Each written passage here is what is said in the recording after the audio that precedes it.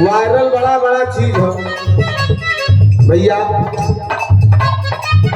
Social media पे लोग viral होने के लिए का से का कर देते हैं। अब वही हाल में आई है रागिनी विश्वकर्मा सड़क पे हारमोनिया बजा के गावत रही, वायरल हो गई, लाइव सेट हो गई। हनी सिंह के संगे उनकर गाना आल है तो उसे का बतावे कि तू तो खुद वही में तो किरौना बड़ा छटल करला वही से कहती ने कि बिहावा काला ई गीत देखा रागिनी विश्वकर्मा का है बड़ा करेन वायरल भयल।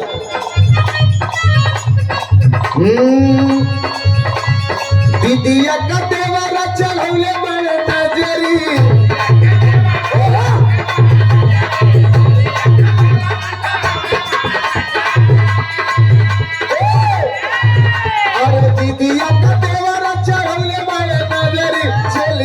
चीजुआ चिखोना चाहे जबरी चलिया के चीजुआ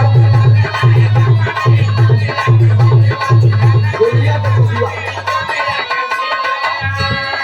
जवन हो गल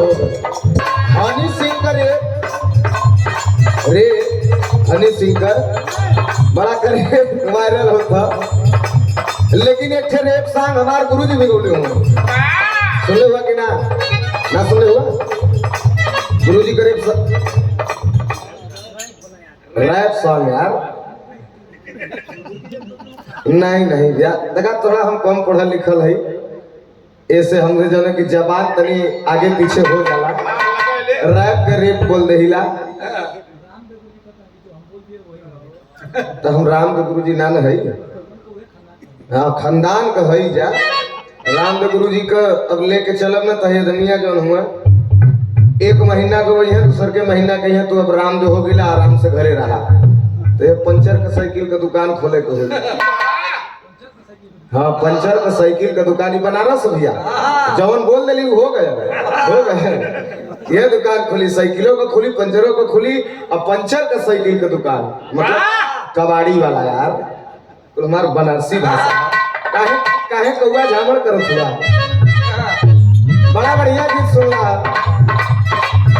युवा बिरहा सम्राट बिरहा जगत में एक ही है, बिरहा जगत में सम्राट एक ही है। हमारे गुरुजी बिरहा सम्राट फिल्म अभिनेता पूर्व राज्य मंत्री विजय लाल यादव और उनके बाद ही कोई आ सकता है या नहीं भी आ सकता है। वो चाहे युवा हो, चाहे युवा सम्राट हो, चाहे ट्रेंडिंग सम्राट हो, चाहे महासम्राट हो, चाहे कौनो सम्राट हो, उनके बाद सब सम्राट के लड़ाई में हम ना है। हमके दिन उम्र नाव लेके अथवा में मत साना भैया। हेलो कितना मोबाइल पर बैटरी ना हो रखा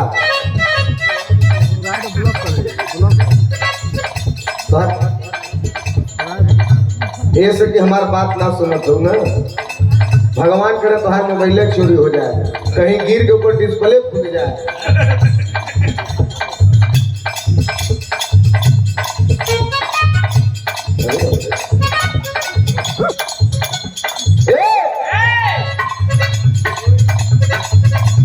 भाई सुना आदरणीय हमारे बालेश्वर दादा का लहरा इलाहाबाद में लटका फटका चलेला, ये देखा पूर्वांचल का झटका बालेश्वर दादा का का रही रही रही रही रही रही रही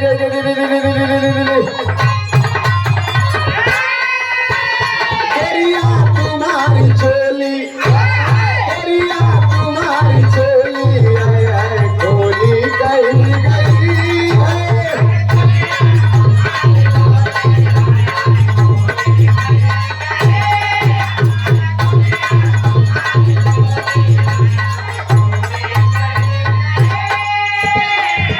अरे बासिया में जात रहा